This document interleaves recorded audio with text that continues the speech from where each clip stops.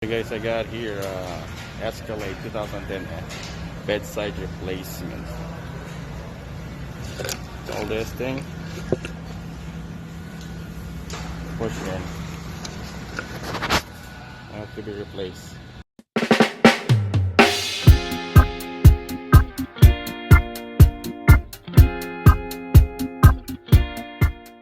Natin yung rear bumper saka tailgate niya. So, ngayon, babaksin natin running board. Ito yung damage niya, guys. Pwede siyang repair pero medyo malaki na yung damage niya. So, here, we'd rather to replace the whole panel. Now, we're gonna start rounding up all the flag lights.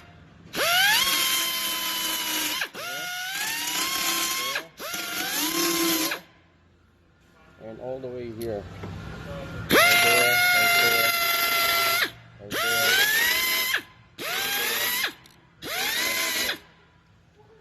And also right here in the bottom, and also the side here, flag wells all the way there.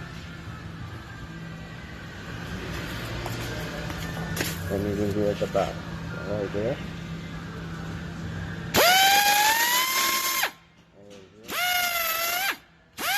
Okay. And also at the bottom. There you go, guys. I managed to remove all the flag welds, all moving now. All the flag welds are gone. All we have to do, and I cut it also right here.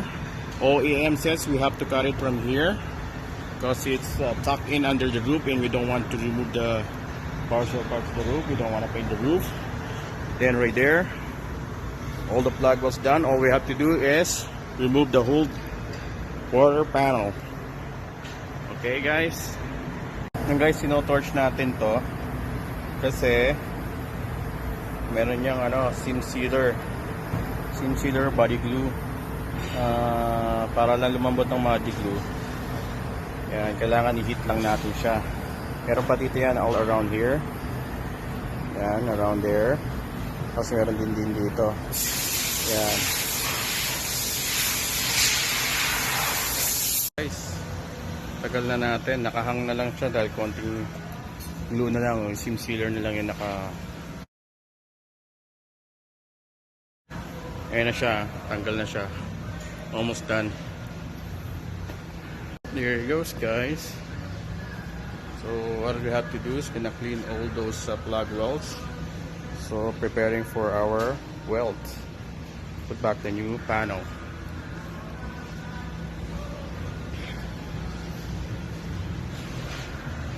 There you go, guys. I managed to test fit everything. Check on all the gaps. That's really good. Now, time to drill a hole or drill all the thing on the right proper spot, and then we can weld it. There you go.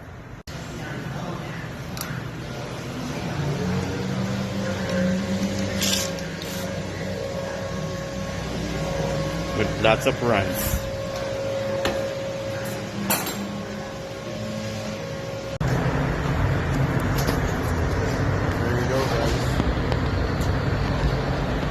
Finally made it. Finished product. Escalade.